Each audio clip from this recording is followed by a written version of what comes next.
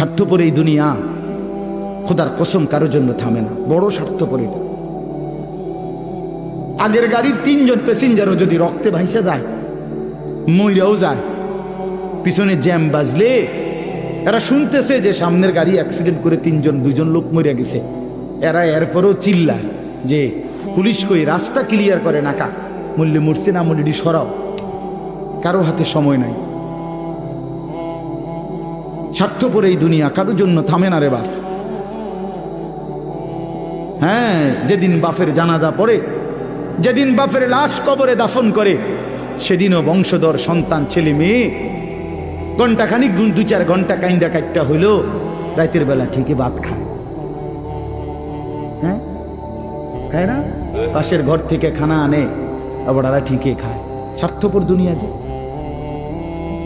থামে না রে ভাই, থামে না দুনিয়া। ওই জন্য আমাদের কারোর জন্য থামবে না। তুমি আমি মরে গেলে শেষ। আবারও বলছি এই কথাটা, আমি মরে গেলে এরপরে পৃথিবী যত আধুনিকে হোক না কেন, আমার কি কথা বুঝছেননি? আমি মরার পরে যদি সবার ঘর স্বর্ণের বাড়ি হয়ে যায়, তো আমার লাভ হইল কি? আমার মৃত্যুর পরে যদি সব মানুষ আধুনিক হইয়া সাঁদের দেশেও জায়গা, আমার ফায়দা কি? আমি তো নাই, আমি তো মরে গেলাম। যে কবরে চলে গেল সে কি আর ফিরে আসবে?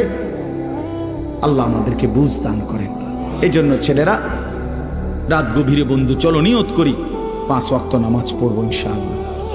ভাইয়া নষ্ট হইও না, নষ্ট হইও না, চরিত্রহীন হইও না বাপ। আমার একটা শেষ অনুরোধ, তোমরা ছেলেরা যারা, তোমাদের কাছে আমার শেষ আবদার, তোমরা সবাই জানো ভাই, ওই যে গাজা, ফিলিস্তিন, লেবানন,